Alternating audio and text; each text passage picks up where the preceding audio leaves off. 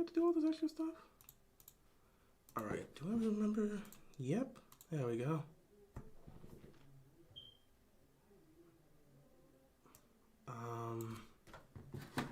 No, microscope, don't need you. Yes, 1. Okay. That should be enough. Move out the way. It's fine. Please go to where I need you to go to. Here. Alrighty. Yeah, I think you're on. Alright, cool. Alright. Not that. Oh yeah, I'm already on. Okay, so I can do that.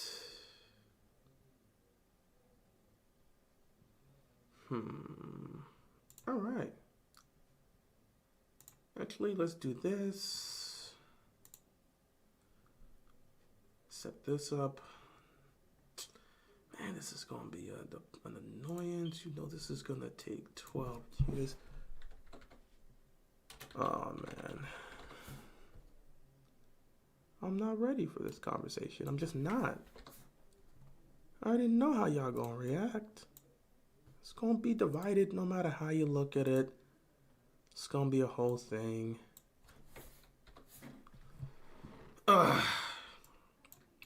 Whatever, let's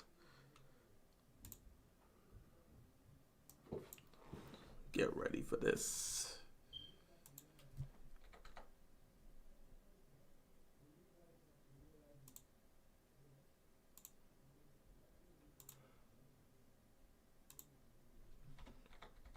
Oh man, there we go. There we go. Oh, perfect. All right, just doing a few more things here. Oh, what the? I almost lost y'all. Nah. It's about to be a whole conversation.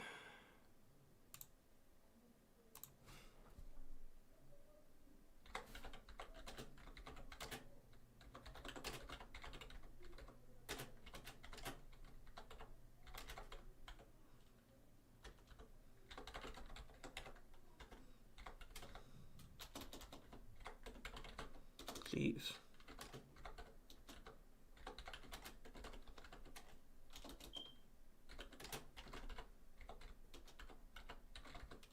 All right.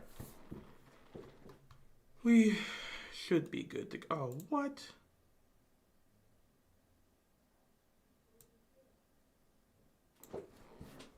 All right, now we're good to go. All right. Yep, that's fine. Let's get into this. We gonna be here for a little while. No, we gotta do that.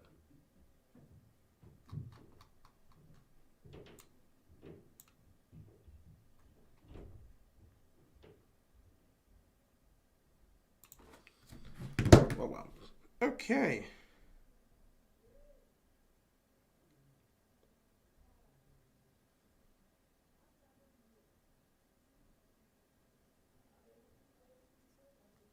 What the? All right, guys. I think I should be. Good to go. Let's get started with this because I already know we gonna be here for a break to talk about this. Just rally, really. Just prepare yourself because I already know this is gonna be a thing. It's gonna be a thing. I got my own take about this, so let's just get ready for this. It's gonna be a talk. So, ladies and gentlemen, boys and girls, children of all ages, what's going on, everybody? Hope you guys are enjoying your day. So, I actually got this news about this yesterday. I would have loved to talk about it, but I wasn't home yesterday, man. I was out with my friend celebrating his birthday, and I was not about to come home and talk about John Harbaugh after that. No, I went to sleep. So I knew I was going to talk about it today, and I knew it was going to be a conversation that was going to be interesting. Let's just say that. It was going to be interesting. So, The Ravens give John Harbaugh a 3-year contract extension. Obviously, John Harbaugh was coming into this season with this being the last year of him under contract. There were conversations that the Ravens would give an extension, but there were also conversations that potentially they could let this ride until the end of the season and then go from there, which most of us still expected that they would have given them a contract extension no matter how you look at it. You know, but I'm not gonna lie, when that news came out, Ravens Twitter exploded.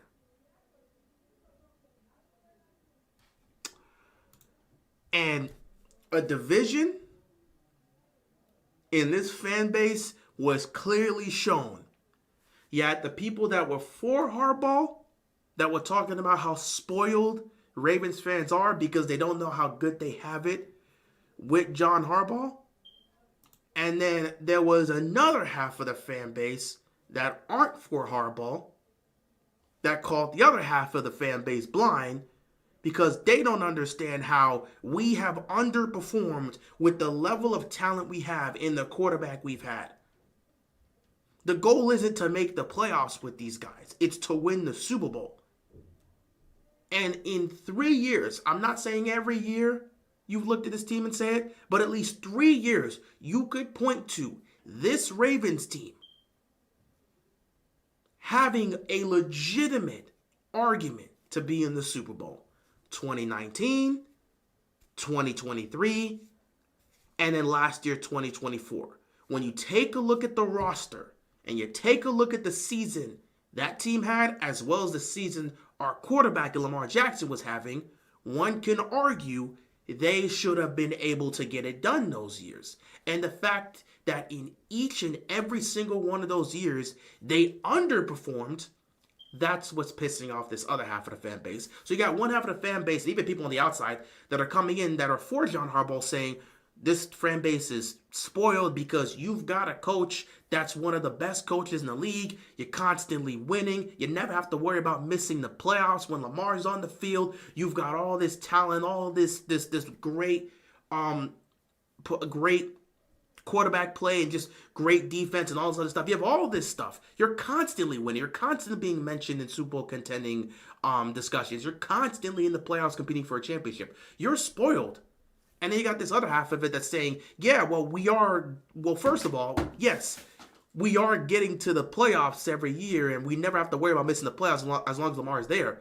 But there is a different level of expectations that's put on us compared to the other teams that are trying to make the playoffs. We're not expected to make the postseason. We're expected to go on a run.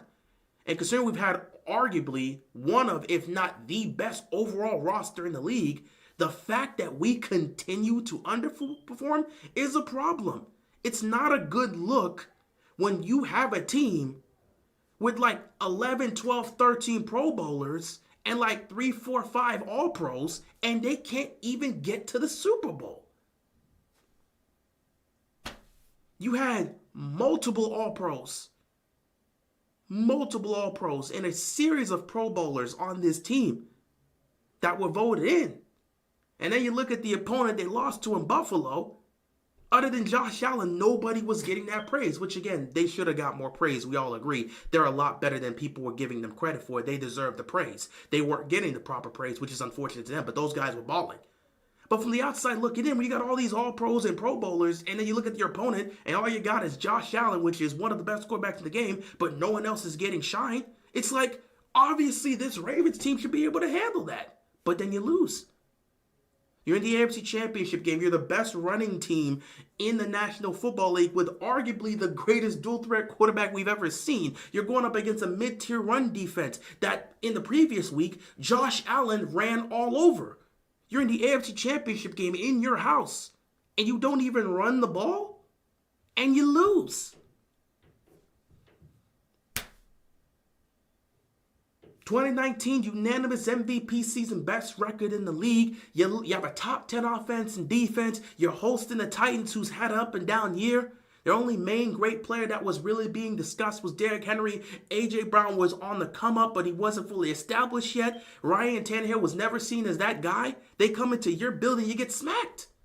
So the 3 years people looked at the roster and said, you should have been in the Super Bowl, you underperformed. So the people that are looking at Harbaugh that's saying, we don't want him back, they're looking at this and saying, yeah, we're getting to the playoffs, but come playoff time, look at what we're doing with the level of talent we're having. Look at what we're doing with the roster we're having. The 2023 Ravens defense led the league in turnovers. And in 2 playoff games, they had 0 turnovers. Like, come on, man. So I understand both sides. John Harbaugh is a great coach. Absolutely. He's one of the best coaches in the league. The same way Mike Tomlin's one of the best coaches in the league. Mike Tomlin's never had a losing season. Can you believe that in 17 years, no matter what the rosters look like, no matter what the situation's been like, no matter who's playing at quarterback, the Pittsburgh Steelers have never had a losing season under Mike Tomlin. And there are Steeler fans calling for his job. There's a reason why. And that comes back to this whole topic of conversation as to why I kind of feel the way I feel. When I heard this news, I put out a tweet about it. Let me pull up my tweet real quick too, because I feel like it's gonna be more of the same. I feel it's gonna be more of the same. So when I saw this tweet, I was out at the time with my friends, but I saw this come up, which funny enough, I wasn't on Twitter. My sister texted me saying, you know, they just extended John Harbaugh. I was like, what? So I look up and I see this, and I'm not going to lie to you. I was surprised because I thought they would have at least let this ride to the end of the season. I'm going to be honest with you. I'm going to say it right now before we even continue. No matter what would have happened this season, I fully believed they were going to give John Harbaugh an extension. Whether or not this team made the Super Bowl this season, I fully thought they would give him an extension. I thought so. I thought it didn't matter what happened, they would have given him an extension. But I wanted them to wait before giving him an extension. Give him an extension next offseason. We already know you're going to do it. Wait till next offseason. That's what I would have loved for them to have done. And I thought they might have done that. So when I saw that they gave an extension now, I basically tweeted this. Well, I've been on the record saying they're not winning another Super Bowl with this guy as the coach. Guess I better be ready to concede these next few years. Might as well enjoy football for the vibes. You've done a great job proving me right, Harbs. Now prove me wrong. I said this years ago. You guys were here. I said this years ago. I do not believe this team's winning another Super Bowl with John Harbaugh. And it's because of 2 specific reasons. One, I believe the organization has gotten complacent. No matter what happens in the postseason, they're okay with it. Even if this team's choking and losing to teams they shouldn't and underperforming, they're okay with it. They're okay with this team making the same mistakes in the postseason over and over again because they've gotten complacent. So complacency was the first thing that made me sit back and say, don't give this guy a contract. And secondly, and most importantly, I believed the coaching philosophy in the locker room has a huge part in why everything's been occurring the way it's been occurring, with the complacency and the same mistakes that have been happening over and over again. So my 2 reasons were complacency and the coaching philosophy in the locker room. I've been saying it for a few years now. I feel that the coaching philosophy in the locker room could use an update. Sometimes it's not a situation where the coach is bad. It's not a situation where the coach is terrible. The coach is great.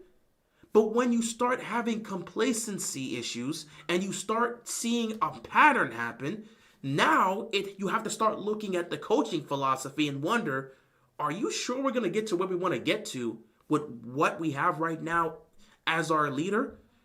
Our head coach, the leadership skills he showcases. Are we okay with this? Complacency.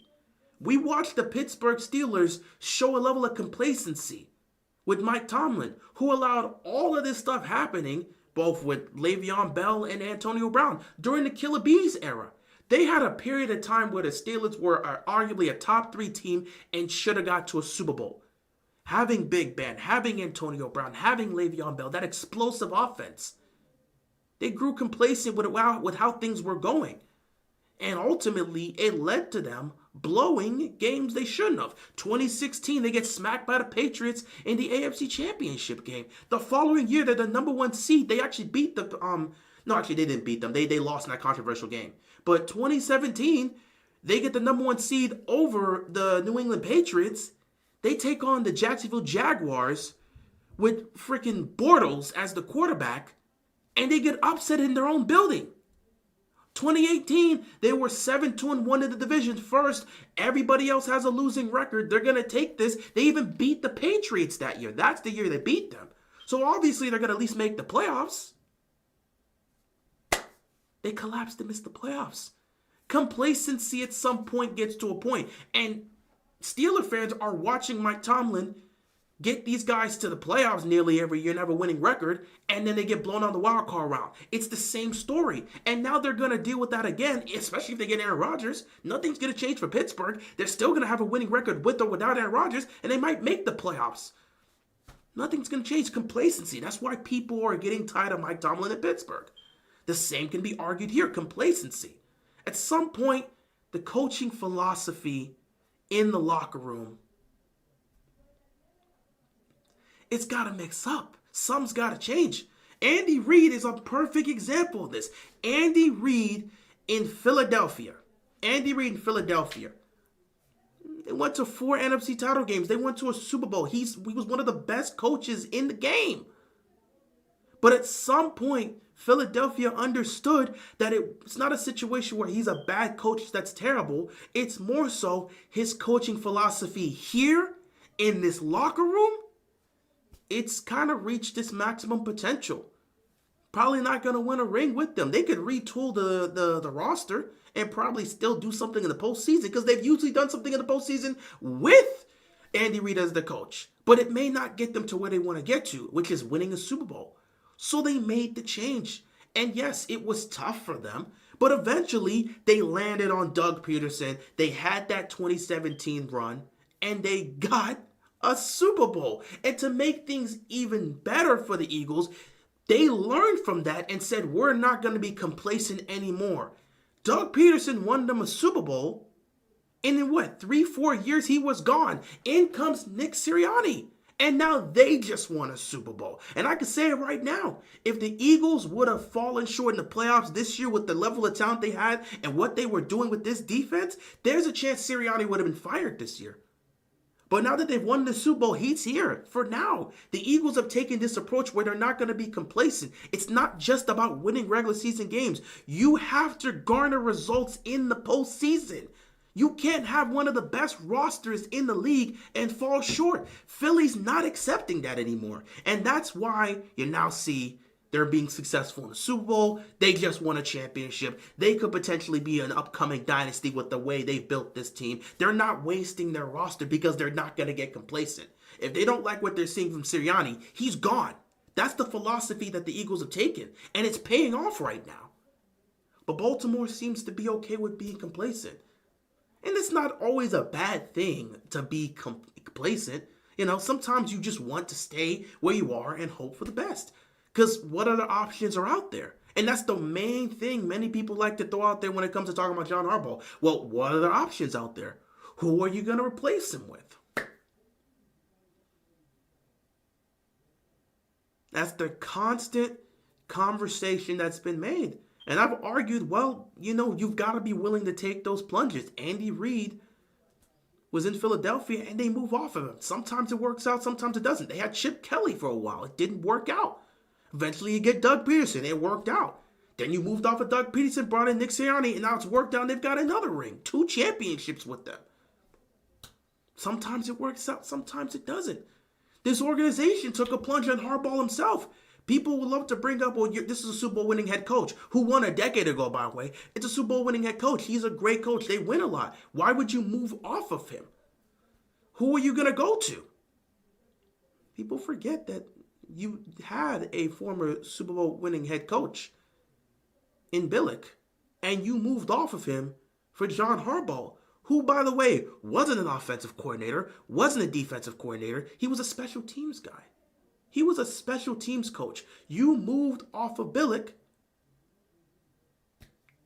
for a special teams coach that had no real credentials from an offensive or defensive perspective. You didn't know if he could really do this job as a head coach, but you took a chance. He was a special teams coach in Philadelphia with Andy Reid, and you took a chance on John Harbaugh, and it worked out. Now all of a sudden, you're afraid to do that again? You're telling me with the way this organization has been in being able to bring in talent, get good coaching staff, even be able to mentor, going from Ozzy to EDC, mentor and develop a GM, with this being one of the best organizations, a top-class organization. You're telling me you don't trust this top-class organization to go out there and get another head coach that can help this team win? I keep hearing who else is there. Who can you go get? There's a lot of young head coaches out there that are looking for a job. You got offensive, defensive coordinators that are doing a fantastic job that are looking for an opportunity. This is supposed to be a top-class organization. You don't trust this top-class organization to go out there and find a quality head coach? Didn't they just take Todd Monken, who was coming out of college? He was coming off of, back-to-back years of winning a national championship? You went and got this guy from college. So, you're telling me this top-class organization, they have no idea what they're doing. They have no idea what they're doing. They can't go find another quality guy to be the head coach and potentially take this team to newer heights? So we're just supposed to be stuck with John Harbaugh till he decides to retire. And once he retires, it's over. They'll never be able to get another great head coach. I keep hearing this conversation over and over again. Shout out to Speaking with the $2 donation. Should be head coach Monk in 26. So sad, IC King. Nah, he's going to be the offensive coordinator. They're not giving him the head coaching job. But that's the thing that gets me. Everyone keeps praising this organization. They're the top-class organization. One of the best in the league. You don't trust them to go find a quality guy, one of these offensive coordinators or defensive coordinators that can absolutely use the opportunity. They can absolutely use the opportunity to showcase what they can do. You don't trust this top-class organization to go find a head coach, one of these offensive coordinators or defensive coordinators. We saw it last year. We literally saw it with the Eagles. Who was it? Their offensive coordinator, I can't remember his name right now. He just got a head coaching job. We saw that with our defense coordinator in McDonald. He's now the head coach for Seattle. You're telling me they can't go find someone else? You keep telling me over and over and over and over again. If not John Harbaugh, who else could they go get? Who are they going to go get? There's offense and defensive coordinators right now doing a damn good job in the league that are getting head coaching jobs the following year because of how great of a job they're doing. You're telling me Baltimore can't interview one of those guys and potentially make it work? Oh, Moore. Yeah, Moore. Moore was the offensive coordinator for the Eagles last year. Now he's a head coach. We've got coordinators becoming head coaches every single year when a spot opens up. But you're telling me one of the top-class organizations can't go find another guy past John Harbaugh? It's John Harbaugh or nothing for this team? Really? You're going to have to come up with a better reason than that. I'm not saying John Harbaugh should be gone. I'm not saying you should fire him. I'll tell you right now, I expected them to sign him no matter what happened. I just thought they would sign him next offseason. But I still thought they were going to sign him. He's one of the best in the game. They were not letting him go. I expected them to give him a contract extension. But for the people that are fighting back for individuals saying he should be gone, your argument is, well, who else are you going to get? Who else are you going to get? Really? Really? One of the top-class organizations with all these coordinators getting head coaching jobs. They can't interview one of these guys and give them a chance and let them come here and showcase what they can do. You don't trust in this organization finding another head coach? Really? Top-class organization, you say. But they can't find a quality head coach from one of these several offensive, defensive coordinators out there in the league that are getting head coaching jobs every day. Okay. All right. But this is supposed to be a top-class organization. For these people that say that, what is this team going to do past John Harbaugh? What is this team going to do past John Harbaugh? We can't go find anyone better. This is a top-class organization, but we can't go find someone else to replace John Harbaugh. With all these coordinators getting head coaching jobs every year because they're showcasing what they can do from an offensive standpoint or a defensive standpoint. You're telling me this top-class organization couldn't interview one of those guys and let them be the next head coach? And this is not saying John should be replaced. I'm not saying that right now. I expected them to sign him. I'm not delusional. I know how this team operates. I knew they would give him an extension. I was hopeful they would do that next year instead of this year. I'll talk about that a little bit later as to why I believe they should have done that or why I wanted them to do that. But the argument that people keep throwing out, if it's not John, then who? So a top-class organization can't go and replace a head coach? They can't go find someone else? With us having one of the best rosters in football, and this being a top-class organization, they can't find a legitimate replacement for John Harbaugh as head coach? Yet you want to claim this is a top-class organization. Sure. Shout out to Speaking with the $5 donation. There are some coaches that will salivate at the prospect of coaching Lamar and Henry. I'll stop spamming, so saith I seeking. I appreciate that, man, but you're not wrong. And I'm not saying John Harbaugh wouldn't be picked up. Dude, if John Harbaugh and Mike Tomlin were released right now from their teams, they would immediately be getting calls for coaching jobs. They'd be picked up like that. It wouldn't take that long. They're one of the best in the game. That's not a problem. But my whole thing about the individuals that keep saying we can't replace them. Y'all said the same thing about Greg Roman, and then here comes Todd Monken. This is supposed to be a top-class organization. You've got one of the best quarterbacks in the game, one of the best rosters in the game, and you don't think you're going to attract top-tier candidates to come coach these guys? And you can't find anyone. A top-class organization can't find another head coach other than John Harbaugh. Okay, sure. I believe that.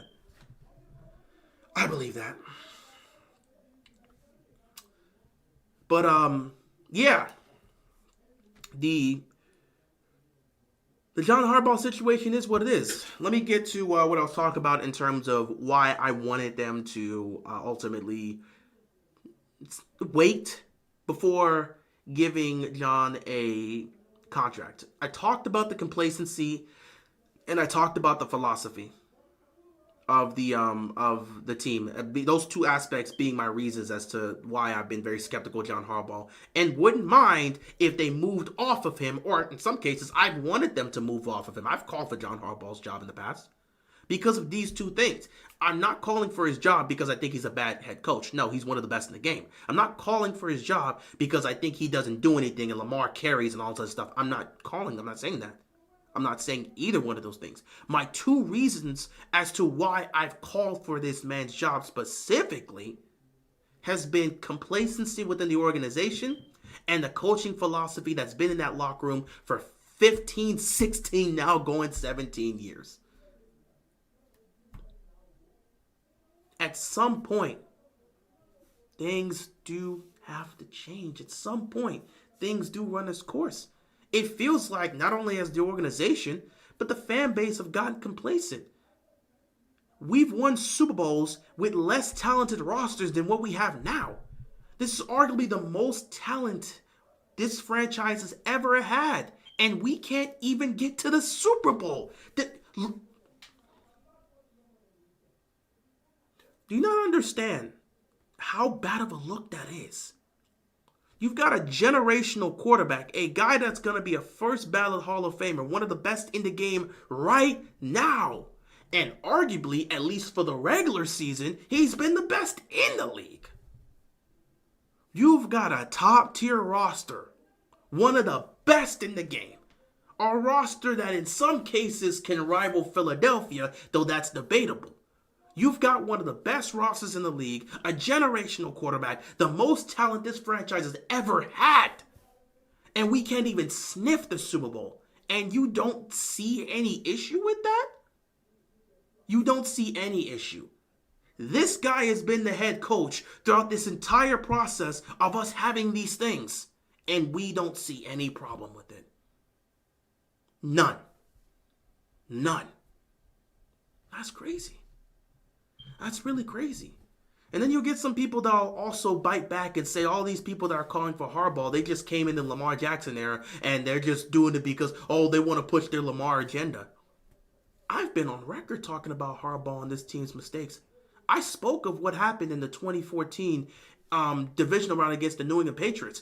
Under this guy as the head coach, they blew not one but two 14-point leads to the Patriots. They gave up that dumb freaking trick play to the Patriots. They blew two 14-point leads in the same game against the Patriots. This was happening on his watch. What were the adjustments then? 2016, in Pittsburgh, Christmas, divisional title on the line. Kyle Juszczyk runs into the end zone, gets you the lead. All you need is your defense to make the stop. It's like a minute left. Pittsburgh marches down the field in efficiency, scores a touchdown, game, they take the division, we miss the playoffs. That happened under this guy's watch. The following year, 2017, you're at your own building against Cincinnati. They're a poor, trash team. All you gotta do is beat the awful Cincinnati Bengals and you're in the playoffs. You're at home. And all of a sudden, your head coach doesn't have your team ready to play because they go down 17. 17-0. Your head coach doesn't have them ready to play. They fight back. They get the lead.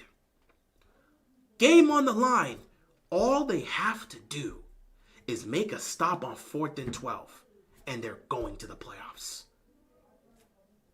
Touchdown, Tyler Boyd. All of this happened before Lamar Jackson even stepped foot into Baltimore. This has been happening before he's even here. He had missed the playoffs 1, 2, 3 straight years. They were on the verge of missing the playoffs for a 4th straight year. That was until Flacco got hurt. They put in Lamar. They go 6-1. They win the division. They make the playoffs. All she wrote. There were serious conversations being made that Harbaugh should go. There were conversations being heard that Steve was preparing to fire Harbaugh. And then that happens. And then the 2019 season happens. And then they give him an extension. So you land. You get blessed with getting a generational quarterback. And now all those times where you were making those mistakes get washed away. But now, during the Lamar era, number 1 seed at home against the Tennessee Titans, no one's ready to play. You get beat 28-12. Following year, you go to Buffalo, 3 points of offense. Offensive line can't protect your quarterback to save his life. He gets concussed. The pick 6 is thrown. He gets concussed. He's out. Doesn't play the 4th quarter. 2022, you don't even have your quarterback. No expectations there, and yet still you're pissed off the fan base. All you're asking for is for your guy to just run a quarterback sneak. Huntley decides to jump in the air on a quarterback sneak, fumbles the ball, gets taken back. You lose that game 24-17. You're in the AFC Championship game in 2023. You've got a rookie wide receiver sensation, Zay Flowers. He gets the ball at like the 6. He keeps running to the 5, to the 4, to the 3. He dives for no reason. If he just keeps running, at best it's a touchdown. At worst, he stopped at the 1. Fumble. Following possession. Interception by your quarterback. And in that game, everyone kept talking about, why aren't you running the ball? This is a mid-tier 1 defense. Josh Allen, the week before, ran all over this defense and nearly beat him just by doing that. He nearly beat that team just by doing that. Mid-tier run defense. You're the Ravens, one of the best running teams, if not the best running team in the National Football League, with the greatest dual-threat quarterback and the biggest running quarterback threat out there, and you don't run the ball. Against a mid-tier run defense, you don't run the ball. And you'll say, Todd Monken. He's the offensive coordinator. I get it. But you're the head coach. You're the leader of this team. You're the leader of that coaching staff. You can't make a phone call to your offensive coordinator and tell him, Todd, we've got to start running the ball. Especially since a week prior against the Houston Texans, the exact same stuff you were doing against the Chiefs, you were doing against the Texans in the first half. Coming out of halftime, what did you do? You kind of condensed the play calling, short passes here and there, and you reestablished the run game. You reestablished the run game so much you started letting Lamar Jackson run the ball too. Not once, but twice. You had Lamar in the center, fake handoff, end around. You did that the first time with Lamar on a 4th down conversion to pick up the 1st down. You then did it with Lamar again to get the touchdown to get us 31-10. You made the adjustment in the divisional round to running the ball more. But in the AFC Championship game against a mid-tier run defense, when your passing game is getting locked up in the first half, you choose to not run the ball and establish it in the second half. Even though when they interviewed you, you talked about wanting to run the ball more and looking to run the ball more in the second half. But we don't do that. We just stick with the passing game. In a situation where you're down 10, you're not down 20, you're down 10.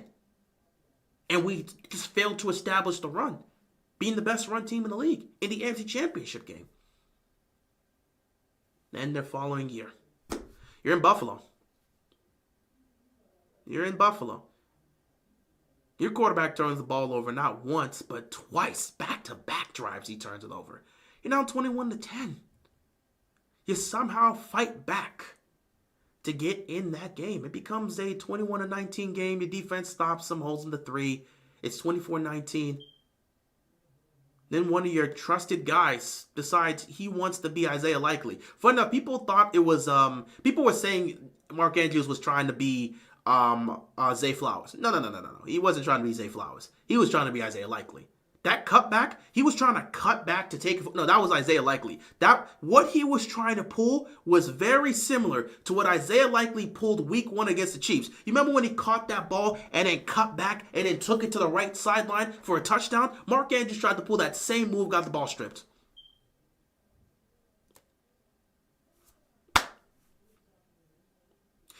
Shout out to Kevin for the $2 donation. Leadership and Harbaugh don't blend together.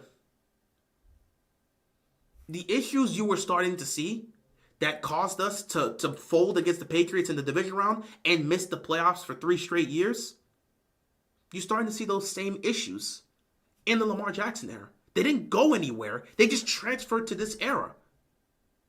But people want to talk about the individuals that call John Harbaugh. They're just fans that started off, that became fans of this team in 2019 when Lamar took off his MVP year.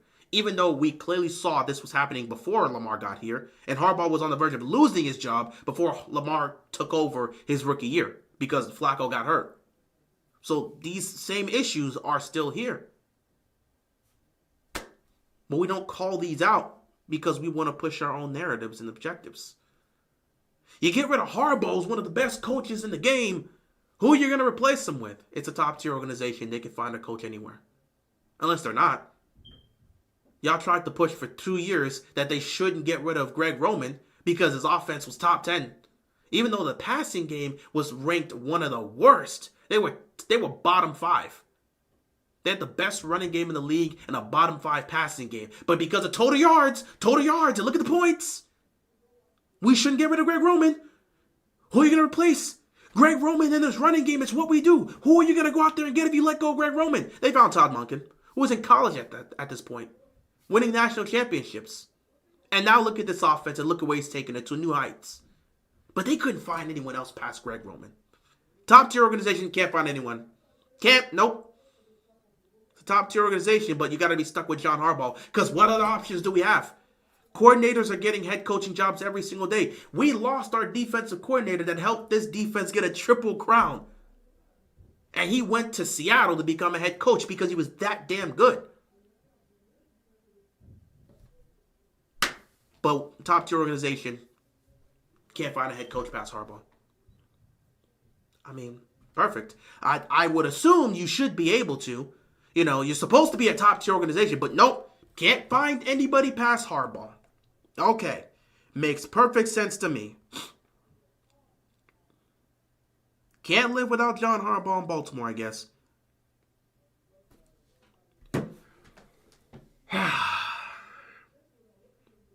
So yeah, Ravens, they give John Harbaugh a 3 extension, and I personally wanted them to wait. The reason why I wanted them to wait was because this would have given the organization an opportunity to see Harbaugh. What's going on, Houston? Appreciate you stopping by. This would have given an opportunity for the organization to step out of their comfort zone, to not be complacent, and actually see how Harbaugh can deliver as a head coach with his job on the line. I believe this organization was going to give an extension no matter what happens this upcoming season. But it would have been great to see John Harbaugh coaching this team with his job on the line. Not knowing if he's going to be here next year, it would have been great to have seen that. Because maybe that level of complacency that was being showcased, you wouldn't have dealt with it. What's going on, John? You wouldn't have dealt with it. You wouldn't have dealt with it because his job would be on the line. Maybe you would have seen a different aspect of John Harbaugh, one that you haven't seen since the late 2000s and early 2010s. You know that John Harbaugh that had something to prove because he knew that if he didn't deliver, he was not going to have a job here for long? You know that John Harbaugh that was trying to prove something in the late 2000s when he first got the job? First year as a head coach, you get to the AFC Championship game with a rookie quarterback, no less. In 5 years as the head coach of this team, you had 9 playoff wins, 2 AFC Championship appearances, and a Super Bowl. That's what this guy had when he was trying to prove that he belonged and deserved a contract and deserved to stay here long term. When he was trying to prove himself to this organization. 9 playoff wins, 2 AFC Championship game appearances, and a Super Bowl title. That's what that guy had when he was trying to prove himself. But since he's proved himself, you have a losing record in the playoffs. Since he's proven himself, you have a losing record in the playoffs.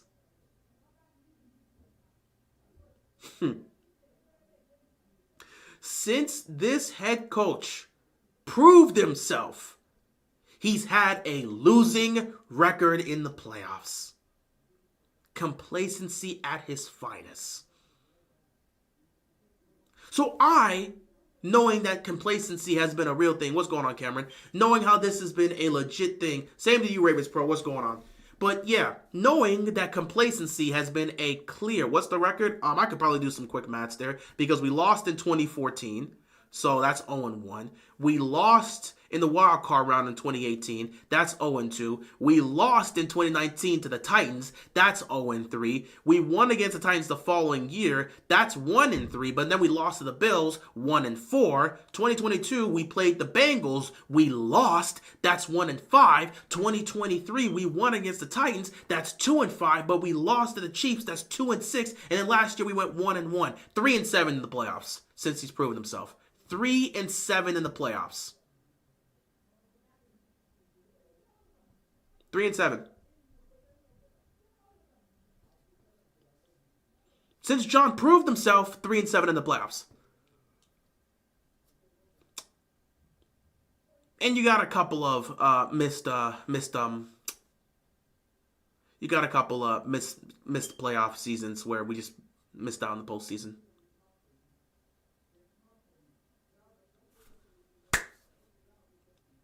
Complacency at its finest. That's why I wanted them to wait.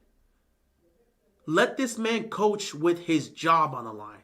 We played the Titans 3 times. Oh, no, I'm sorry. We didn't. Sorry, we didn't play the Titans 3 times. I'm sorry. If I said the 2018 wildcard round was not against the Titans, it was against the Chargers. Excuse me, I was there. If I said Titans in 2018, excuse me. 2018 wildcard round against the Chargers. 2019, it was against the Titans in the division round, and then we played them in 2020 in the wild card round, and we beat the Titans. So we've only played them twice in the. If you're talking about overall in the postseason, we've played the Titans 3 times in the playoffs. 2008, we actually beat them to get to the AFC title game. We're talking about overall. Actually, no, we played them more than 3 times because we played them like in 2003 again, and then we played them no, we played them like 5 times. I think we played them 5 or 6 times. If you're talking about totality in franchise history, we've played the Titans like 4 or 5 times in the postseason. But if you're talking about in the Lamar era, in place of the Texans, oh no, sorry. If you're talking about last year, last year, sorry, not last year, 2023 Texans, sorry. Let me say it again. 2014 against the New England Patriots, we lost. 2018 wild card round against the Chargers, we lost 0-2. 2019 divisional round against the Tennessee Titans, we lost 0-3. 2020 wild card round against the Tennessee Titans, we won 1-3. 2020 divisional round against the Buffalo Bills, we lost. That's 1-4. 2022 against the Cincinnati Bengals in the wild card round, we lost. That's 1-5. 2023 against the Houston Texans in the divisional round, we won. That's 2-5. 2023 AFC Championship game against the Chiefs, we lost. That's 2-6. 2024 wild card round against the Pittsburgh Steelers, we won. 2024 division round against the Buffalo Bills, we lost. 3-7 in the playoffs. So yeah, sorry, I had to clarify that. I may have went a bit too fast. So yeah, 3-7 since he proved himself. Complacency at its finest. And the Pittsburgh Steelers doing the same thing with Mike Tomlin. He hasn't won a playoff game since 2016. The last playoff game Mike Tomlin won was the division round matchup against the Kansas City Chiefs when Alex Smith was still the quarterback. They went on to lose the Patriots in the AFC Championship game. They got smacked around. After that, nothing but playoff losses for them. Nothing but playoff losses. Oh yeah, we beat the Steelers 2014. Actually, you are correct. I had missed that. 2014. So actually 4-7. Correct charge. You got me. We did beat the Pittsburgh Steelers in 2014. 4-7. Appreciate that clarification. So yeah, 4-7 since he proved himself. 4-7 since he proved himself. One of those wins is without Lamar, which is the Steeler one. So he's only won one playoff game without Lamar. The other 3 playoff games he has won with Lamar, because Lamar is 3 and 3-5 in the playoffs. He's 3-5 in the playoffs. So yeah, he's won 3 with Lamar and won 1 without him, which was in 2014. So 3 of those 4 wins are with Lamar. Yes, 3 of those 4 wins are with Lamar. The only other win he had, like Charles said, appreciate the clarification, the only other win he has is in 2014 in the wild card round against the Pittsburgh Steelers, which, again, we were lucky in that game because Le'Veon Bell was hurt and couldn't play. If Le'Veon Bell would have been able to play, we might not have won that wild card game, but that's a different conversation. So yeah, 4-7. Thank you for the clarification, Charles. 4-7 since he got his contract. I mean, it's not contract. Since he proved himself. Since he proved himself with that Super Bowl win in 2012. So 4-7 since he proved himself. Complacency at its finest. 4-7 since he proved himself. Prior to that, 9 playoff wins, 2 AFC Championship game appearances, and a Super Bowl title. When the man needed to prove himself, he proved himself. After he proved himself, complacency hit in. And that's why I wanted them to wait. Because I wanted to see John Harbaugh coach this team with his job on the line. A guy will coach differently when he knows he's secure versus when he knows he has to fight for his job. When his job's on the line, you would have seen a different John Harbaugh. Maybe a lot of the things they've gotten complacent with and a lot of the mistakes they keep making, they could have been addressed.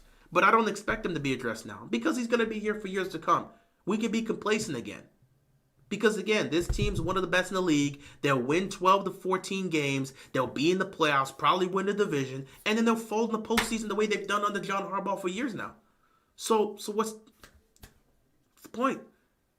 Not much is going to change. You brought him back to do the exact same thing. The next 3 years, you're probably going to get a divisional loss, an AFC Championship loss, and another divisional loss. Just get ready. Real, do you believe these people saying Ravens will fire Harbaugh if they miss the playoffs? No, they're not. I didn't think they were going to fire him even if they didn't give him a contract. I fully thought they were going to give him a contract extension no matter what happened this upcoming year. Now that he's got a 3-year extension, they're not firing him if this team missed the playoffs, especially if there's context with it. If Lamar, God forbid, I'm not going to say it, You know what I mean. If Lamar ain't present, Harbaugh's off the hook. But if Lamar is present and they miss it, that's different. Like how we started 0-2. We started 0-2 last year. Everyone talking about, oh man, this team might miss the playoffs. If the Ravens would have missed the playoffs last year, Harbaugh would have been gone.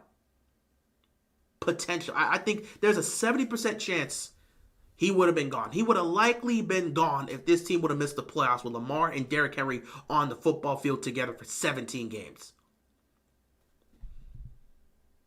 But if Lamar is not present, he's off the hook. They're not going to let him go because there was no Lamar. It is what it is. I'm going to take a look at some of these comments here because I see you guys are starting to rack it up. I want to at least be able to address some of you guys here. I was hoping we moved on from him. We were never going to move off of him. He was going to get a contract this year or next year. It didn't matter what he did. Ravens stay stuck, never change. They're not going to change. This is what they want to do. Apparently, a top-tier organization can't find another head coach.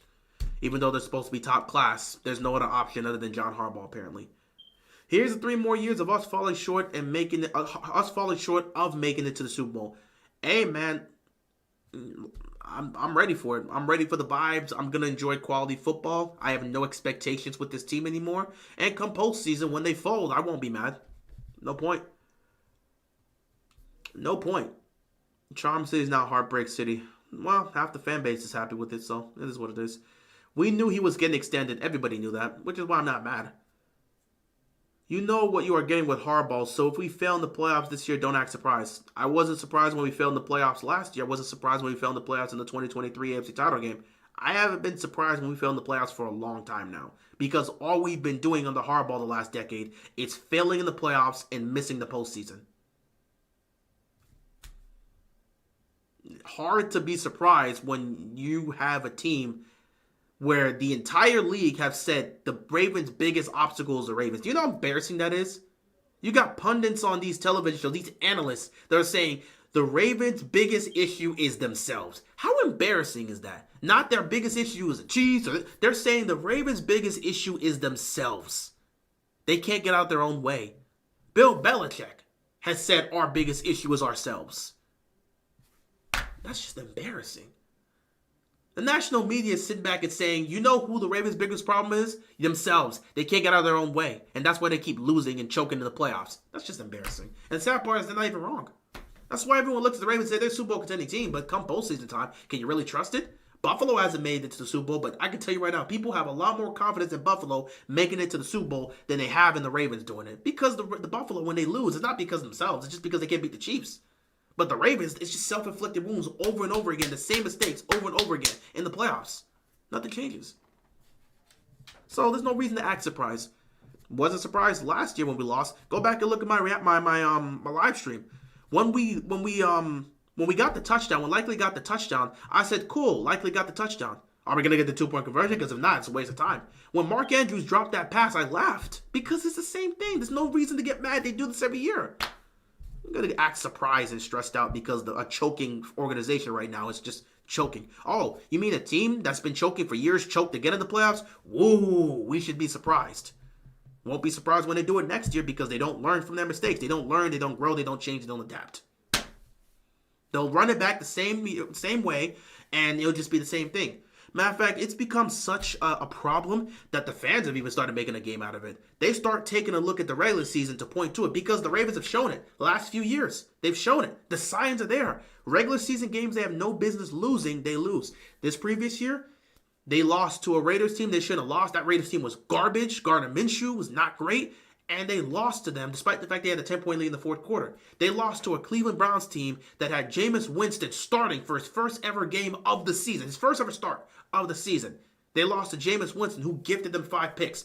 Nobody could catch a single one of those picks. You lost to a Pittsburgh Steelers offense that was putrid. Our defense did not give up a single touchdown against the Pittsburgh Steelers. You still lost that game. Those 3 games were a clear sign of what the Ravens were going to do in the playoffs.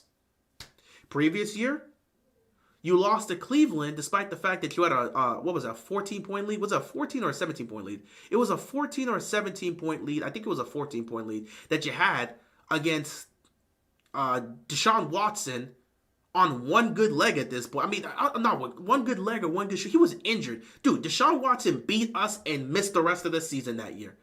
And that was the game where it started off with a Kyle Hamilton pick six. You had a double-digit lead against a very, very, very gritty Browns team that didn't make the playoffs thanks to Flacco, but they were on the down low because Deshaun Watson was getting hurt. He wasn't playing well, and he was so hurt and banged up in that game, he missed the rest of the season. You lost to that. Oh, yeah, you also lost to Gardner Minshew and the Colts. Just games like that just gave you clear signs of what's to come in the playoffs. So because the Ravens have shown that, people have now started making a game out of it. You take a look at the schedule this year. I think we got the Patriots. Let me take a look at the schedule this year for the Ravens.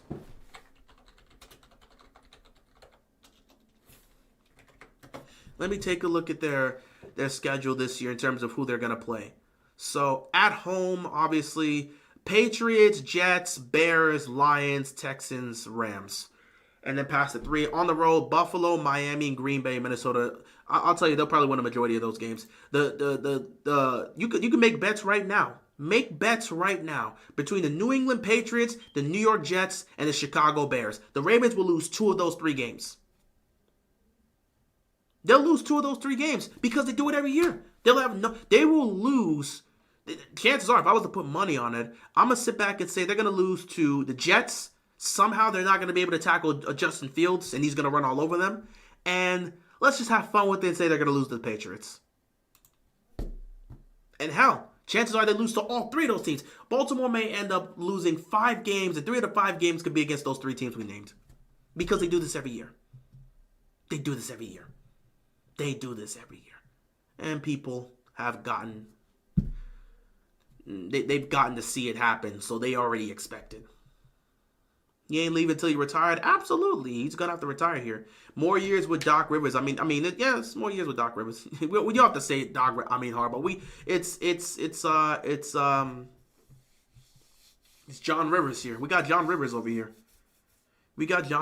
here. So just expect more of the same. Just like Doc Rivers chokes away 3-1 leads, we choke in the playoffs too. We'll make the playoffs, then cookie crumble. I mean, that's pretty much what we've been doing for years now. It's going to be happening again. We want Lamar and the Ravens to get a ring. Good luck with that. And speaking of Lamar, I don't know how much more he could take of this. If he starts to... I mean, he's contributed to this. We're not going to pretend him turning the ball over in the postseason hasn't contributed to us losing. It has. The people that want to keep pretending he hasn't contributed to these losses, stop being delusional. He has. But I don't know how much he could take of this, of us just choking and failing to get it done in the postseason. You better work on an extension real quick, and hopefully you can get Lamar to be here for even longer, because if that contract runs out, I don't know what you're going to do. We're okay with losing to Gardner Minshew. Funny enough, Gardner Minshew's now with Kansas City, so get ready for us to lose to the Chiefs. Like, Gardner Minshew's not even going to play in that game. You got Mahomes that's constantly beating us, and Minshew that's constantly beating us. We're going to lose to the Chiefs again this year. Just get ready for it. Front office is stagnant too. Yeah. Tomlin not getting a winning season is going to be the hardest season to get a winning season break. He's going to get a winning season this year, and it's going to piss off all Steelers fans because nothing's going to change. Yeah, the Eagles did eventually have to move on from Andy Reid. Sometimes the coaching philosophy has run its course with an organization, and what's for the best for both sides, you should probably separate. That's what's best for both sides. And obviously for both sides, that's what's best. Because Andy Reid went on to go win 3 rings with the Chiefs, and the Eagles have now won 2 Super Bowls post Andy Reid. So yeah. Steelers still looking for a quarterback. They're just waiting for Aaron Rodgers to finish off his sabbatical, whatever the hell he's doing, and then sign with them, because Aaron Rodgers is probably going to sign with the Steelers at this point. There's no other option. More dementia moments coming. Oh, yeah. Guys just forgetting how to catch the ball. Guys just missing on blocks. It's going to be all fun. More Falele whiffing incoming. It is what it is at this point. You can get away with starting Falele regular season, but come playoffs, everything gets exposed. Should be fun. I can't wait to see that happen once again. With this team just getting exposed. I guess this is just what we're going to have to deal with. Well, you ain't got to worry about my car getting ran over because he's gone, so that's at least fun. Funny how Purple Patrol can name 3 things they don't like about Lamar, but can't name 1 thing they don't like about Harbaugh. Not one. Oh yeah, more old man locker room dancing. Oh, can't wait for the dances when they win. They had a good head coach. His name was Mike McDonald. They didn't want him, so now he's in Seattle. Screw it, I want you to be our head coach. I'm not taking that job. At this point, I'd love Rodgers as my quarterback if he got McCarthy and Robert Salah fired, so maybe he can get Tomlin fired too. Tomlin is not getting fired because Tomlin, even with Aaron Rodgers, is still going to get a winning record, which is enough to make the Rooney family happy. More Lamar juking defenders because the O-line can't block incoming. That's why he took bigger steps away. Oh, yeah, he's going to be juking a lot of defenders, and that's going to leave him open to potentially turn the ball over because when you have to do so much, you may end up slipping. And that's what happened. Because, again, Lamar turned the ball over. When he fumbled that ball, it was a bad snap. One of the rare moments, which, again, is not rare in the postseason for this team, but one of the rare moments from Linderbaum that gives him a bad snap. And then he has to try to go up and pick it up high. And then he tries to make a play by pump faking and juking the guy. He got grabbed by his leg, spun around, fumbled the ball. That's it. So when Lamar has to do too much, you're going to get what you get. When Lamar doesn't have to do too much, you see what happens. Against the Steelers, he didn't have to do too much. You saw what happened. No adjustments from Ravens lead to the same heartbreaking outcomes, and it's going to happen once again. So be prepared, ladies and gentlemen. Be prepared.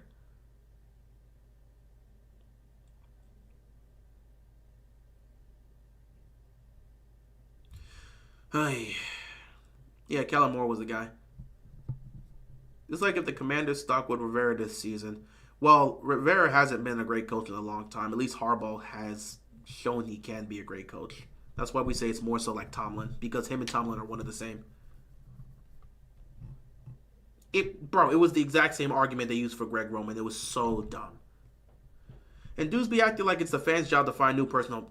My thing is they keep talking about this whole, if not John Harbaugh, then who? Who are we going to replace him with? One, it's not our job to do so.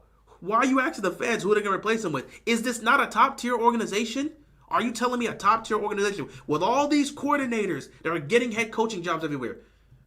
We, as a top-tier organization, can't go find someone else? So why we call this a top-tier organization? If it's John Harbaugh or nothing, there's no other options. Why call this a top-tier organization? He said the same thing about Greg Roman, and they went to college to go get Todd Monken, and we've seen how this offense has been. This is supposed to be a top-tier organization. They can't find a new head coach? Okay, cool. That's a bad look if you're telling me they can't find a new head coach.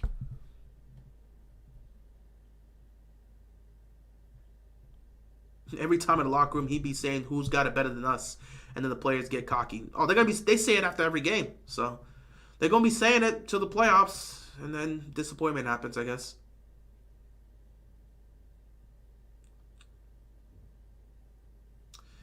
It is what it is.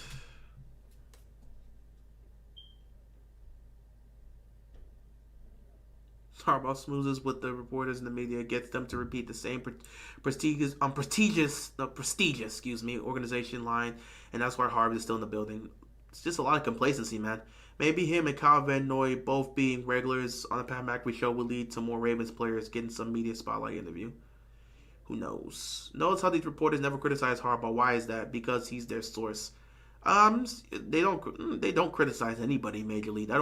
They don't criticize anyone because the organization's very strict about that as a whole. You criticize somebody, you're just not going to get an interview anymore.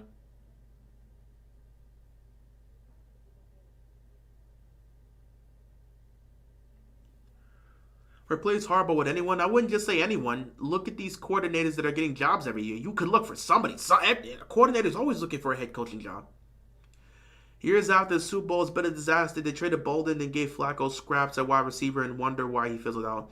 Well, they also gave him that huge contract, something they didn't have to give him. They would have just paid him earlier. But, it is what it is. Lamar understands Harbaugh's role. That's why he requested that trade minutes before Harbaugh's press meeting. That was also a tactic to hit the contract he wants, but it is what it is. Yeah, that was a time where defense was calling out our plays and people were still defending Greg Roman. Even Lamar even went on the Rich Eisen show and said that, yeah, sometimes I hear defenders calling out our plays before we even snap the ball and run it. Being a Ravens fan is exhausting. Dude, being a sports fan in general is exhausting. It is what it is at this point. But that's just how it is. I'm surprised they extended his contract. I was hopeful they wouldn't because I wanted to see this man. I wanted to see him play. I wanted to see him coach with his job on the line because then it would have been interesting to see how he would approach it compared to previous years. Yeah, I'm watching March Madness. It's been chaotic. Maryland recently just got eliminated. It is what it is.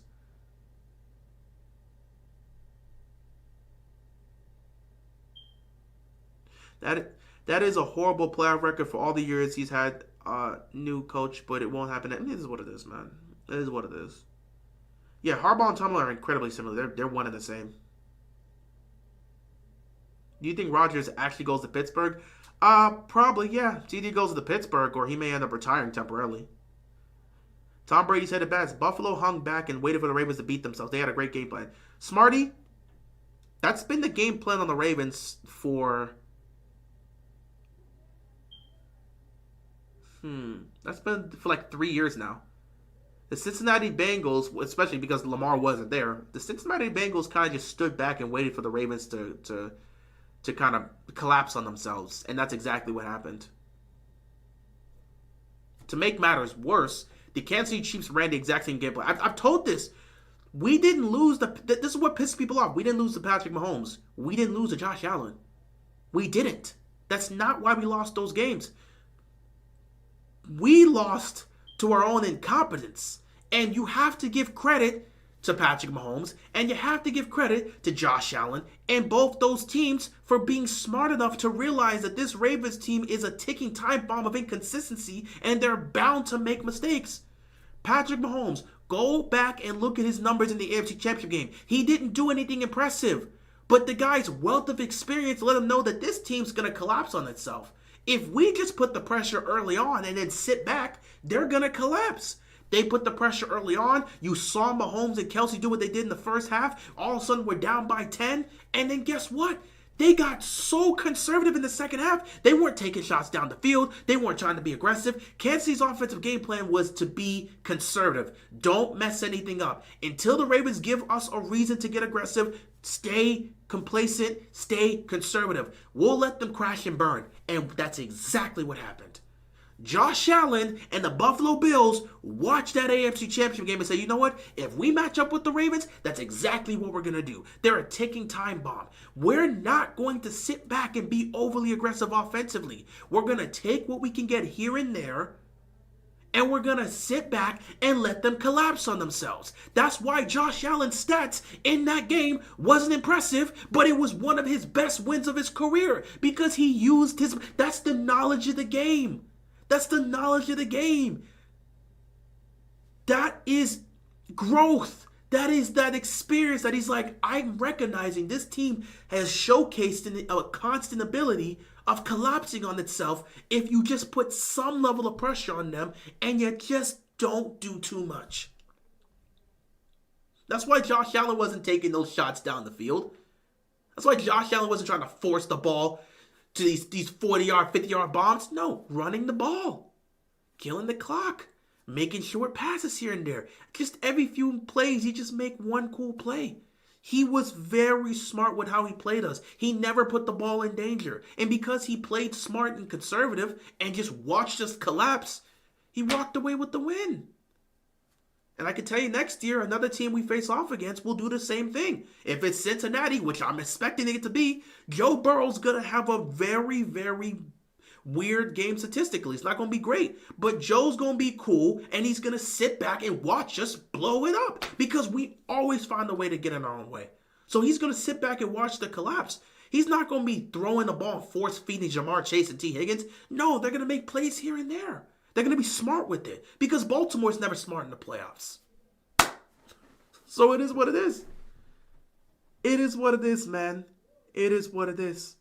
And Tom Brady is right because that's exactly what Buffalo did, and that's exactly what Kansas City did the year before. 2007, Brian Billick got a 4-year extension, then got fired after the disastrous season with a loss to the winless Dolphins. Mike Copium wants to believe we are one sub 6 win season away from firing John. That's not going to happen with Lamar. He just doesn't lose a lot of games. Just hoping Cleveland gets Shador, if not Ward. They'll probably get a quarterback. Who knows? But yeah, Harbaugh's not getting fired.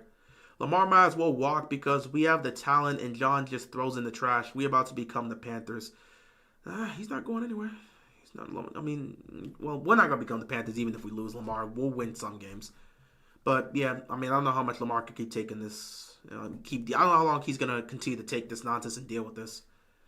But it is what it is at the end of the day. Shador's going to the Cowboys. I don't know where he's going. People say he's going to the Giants. People saying he's going to Cleveland. People saying maybe Tennessee might. I don't know. We'll see what happens.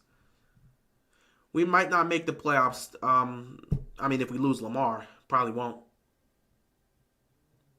But if you're talking about with Lamar, we're making the playoffs. We'll just lose again in another playoff game.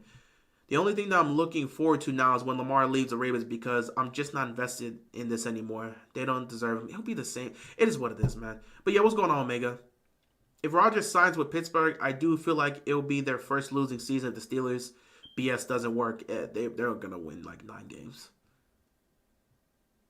I'm gonna bet $300 on the Ravens' second round playoff opponent to win on purpose because I'll be happy with either result. Might as well bet $3K. They'll probably win.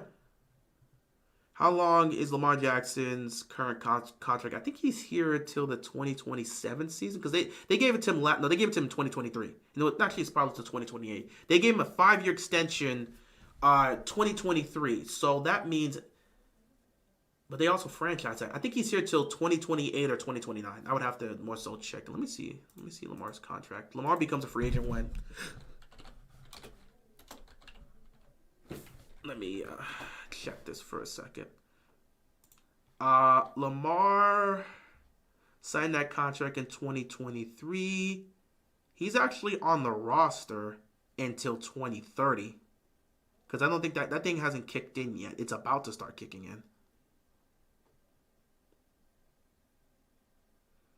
Actually, it's kicking in this season. Yeah, because he's expected to get $43 million. Yeah, it's about to kick in this year. His contract's about to kick in this year. So, yeah, Lamar is here till.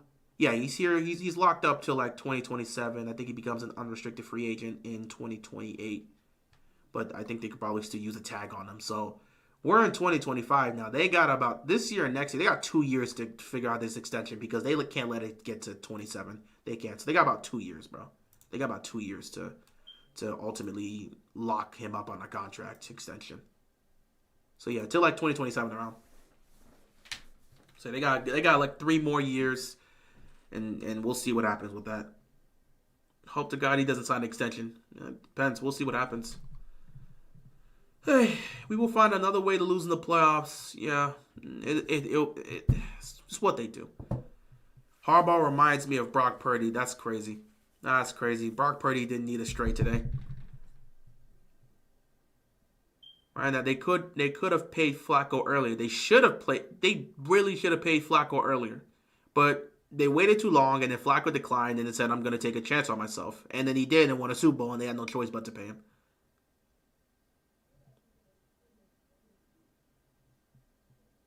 Harbaugh reminds me of Pete Carroll. Number 1 run game and limits it. Not exactly wrong in that one.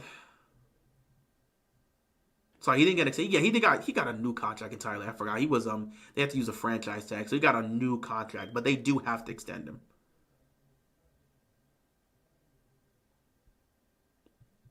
Yeah, he has a trade. They're not gonna trade him. It doesn't even matter. So they're not gonna trade him either way. So it doesn't matter. It is what it is. Anyway, guys, Harbaugh is here for another 3 years. My reaction is you should have waited until the end of the year before extending him because we knew you were going to extend him. I'm not mad. I want to point this out. I'm not mad that they extended him. I knew and pretty much expected them to extend him. I didn't think they were going to go get anyone. I legitimately expect him to be extended, but I thought he would be extended next year. I just wanted this year to be a year where John Harbaugh had to earn it. Give us a prove-it year. This would have been great if this was a year, if this season, he didn't get his extension. So now he's actually fighting for his job. In reality, he's not because they're going to give him an extension at the end of the year. But John Harbaugh, with the assumption that he may not be here next year, that would have been great. That would have been great. That would have been great. Instead, Harbaugh's secure and nothing's going to change. There's not going to be no extra motivation and fire from Harbaugh to get it done because nothing's on the line.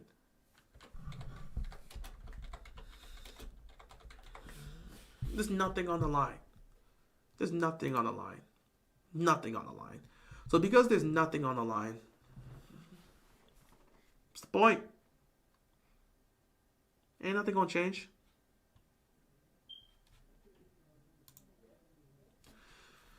Gotta accept this Harbaugh.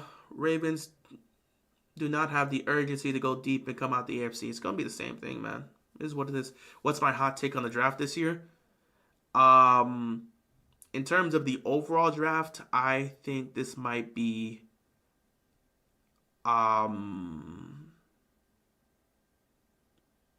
you know what? In terms of the overall draft, I'm not sure. I don't know how this draft's gonna age.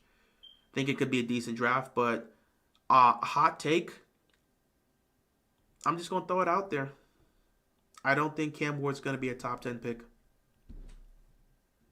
I don't think I'm just if we're gonna give up a hot take, if we have to give up a hot take, I don't think Cam Ward's gonna be a top 10 draft pick. That's my hot take. That's an actual hot take. I don't think he's gonna be a top 10 pick. Now in reality, I think Tennessee might actually take him. But for some reason, I'm not buying into a lot of the scouting reports that some are saying about, oh, they might take him. They might take him. Now, I think Shador is going to be top 10. I think it's going to be the case. I truly believe he's going to be a top 10 quarterback drafted. But for some reason, I'm just getting this sinking feeling that Cam Ward's not going to be top 10. I hope he's the number one draft pick. I hope he's drafted top 3. I hope somebody takes him. He deserves to be a top 10 draft pick. I think the two best quarterbacks in this draft is Ward and Shador. So I think both of them should be off the board within the first 5 picks. Just looking at the teams that are at the top that do need a quarterback. Actually, let me look at that. Let me see. Yeah, looking at this, Tennessee, Cleveland, the Giants, the Patriots, and the Jacksonville Jaguars. Actually, no. Well, Tennessee and Cleveland need a new quarterback. And the Giants absolutely. Yeah, Tennessee, Cleveland, and New York, I'm not going to lie. If Cam Ward and Shador are not off the board together within the first 3 picks, something's bad. Because, again, Patriots are not taking the new quarterback.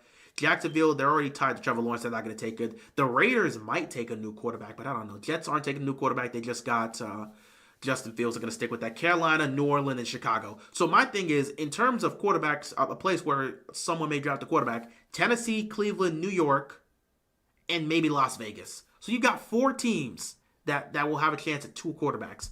I don't know if Cleveland's really gonna take a quarterback. I don't know if Tennessee's really serious about this. And the Giants got Russell Wilson and Jameis Winston. I don't fully know, but I still think they're gonna draft their quarterback. So that's why my prediction is Cam Ward's not gonna be Cam Ward's not gonna be in the top 10. Because if he doesn't get drafted at top 3, the Raiders are not drafting him. If he's not a top 3 draft pick, he's not getting drafted in the top 10 because the Raiders aren't drafting him.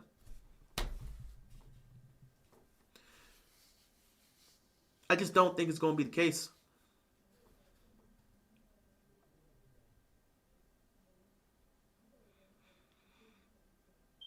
Maybe the Raiders. I don't know what the Raiders. I don't know what the Raiders. I don't know what the Raiders aspect is.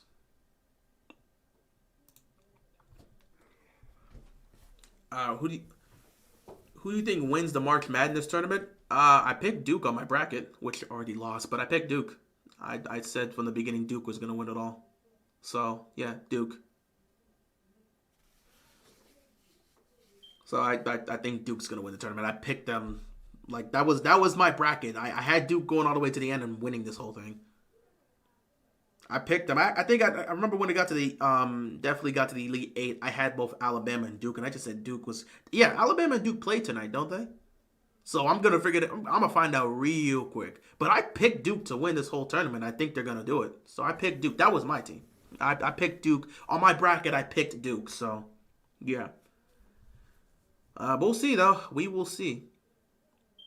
But yeah, hot take, Cam Ward is not going to be a top 10 draft pick. And that's because I'm not fully sure that the top 3 are going to draft quarterbacks. And if they don't draft quarterbacks, that's going to leave the Raiders to be the only other team that's going to draft a quarterback. And I don't think that's going to be the case. I can see Duke, but I'm hoping Florida or Auburn. We'll see. We'll see how things go. Just I picked Duke at the start. That was the team I picked in my bracket. I'm sticking with it. I'm not watching the Ravens anymore. I mean, it's your choice to do so. I'll still watch. I love football. I enjoy football. I'll still watch. I just don't have any expectations. So when we watch, I don't need people asking me, "Do you think this team can go to the Super Bowl? Do you think they're a Super Bowl contender?" Don't ask me about that, man. Don't ask me about that. Don't ask me about that. Don't ask me about no Super Bowl, no postseason. I don't want to hear it. I'm not even gonna make videos about this team being a contender. Don't ask me none of that, because my expectations for this team is nilch. Zero. I have no expectations for this team. But that doesn't mean I'm not going to watch football. I'll still watch football and I'll still enjoy. I just don't have any expectations left for this team. I hope they prove me wrong. I said they weren't going to win another championship with John Harbaugh as a head coach. I hope they prove me wrong. But so far, John Harbaugh's done everything in his power to prove me right. And I don't think he's going to stop proving me right anytime soon. We'll see what happens, though. We will see what happens, though. Anyway, guys, I am going to end it here. I actually want to get back to watching some of these March Madness games. I'm actually watching that Duke-Alabama game. I'm glad. I didn't even know they were playing tonight. So let me get to that. I also think the Dodgers are playing again tonight because baseball has officially kicked off. And Dodgers have been off to a fantastic start. Obviously, they're undefeated right now, 4-0. Because they had gotten that early start. I like just saying Dodgers been off to a great start, you know. Just love what they've done. Detroit's actually been an interesting team. Detroit's been actually taking it to us like the first two games. It actually hasn't been an easy game. I'm not gonna lie. Detroit, I don't know if they're gonna be special this year, if they're gonna do anything significant this year. I think they could be a great team this year, but Detroit's actually they've been great. Like these two games, we're playing them again tonight because baseball's weird like that. But yeah, like first game, it was really close. I mean, they had a chance at the lead late, and we got it done. We got it done. First game, we got it done. Was able to regain the lead. Ohtani had a home run like late in that first game. Ohtani had one late in that first game that kind of gave us the lead. That first game was tough, but yesterday's game was even tougher. I'm not gonna lie, Detroit is really playing well against us. And I know it's early in the season, it just started, but Detroit is really playing some good baseball right now. They've been tough right now to start the season. It took a walk-off homer from in like overtime. It was like the 10th inning. It was a walk-off homer by Mookie Betts to win that game. So, yeah, I don't think Mookie's in the lineup tonight, so we'll see what happens again. But Detroit's been playing well. Either way, yeah, I got that March Madness game. Might try to take a look at the Dodgers playing tonight. And, yeah, but that's pretty much all I got for this one. We might continue to talk about this because we are getting ready to enter April, which means the draft is on its way. So we probably got some things to discuss there. And yeah, John Harbaugh gets his 3-year extension. I was hopeful that they would wait because I wanted that to be used as motivation to have John Harbaugh come into this season with his job on the line. Maybe we would have been able to see something different from John. But now all that tension is gone. And essentially, complacency is going to hit for the Ravens, and the same coaching philosophy is going to be happening, and nothing's going to change, and the Ravens are going to continue to be the Ravens. They'll be one of the best teams in the regular season, and they'll probably fold in the playoffs again. So I'm going to enjoy football for what it is. I'm going to enjoy the games, enjoy the moments, but I'm not going to sit back and put expectations on this team because I've seen what happens when I put expectations on the Ravens, and I have no interest in doing that again anytime soon. So yeah, Mookie is not in the lineup. Ohtani, so Teoscar is there. Freeman's still there. Will Smith, Muncy. Okay, yeah, so no, they're going to let Mookie rest after that walk-off homer yesterday. So, yeah. But, yeah, nothing, man. I got nothing else to really say about this. The Ravens are the Ravens. It's going to be the same thing. Let's just see what the Ravens do in the draft. I might have to do another live stream because I've heard conversations about Mark Andrews potentially being traded. So I'm gonna wait on that because I believe if he was to be traded, it would, or if he's going to be traded, it would happen during the draft. But that's a topic of discussion for another time. Anyway, guys, appreciate you tuning in. Appreciate you stopping by. I'm gonna call it here.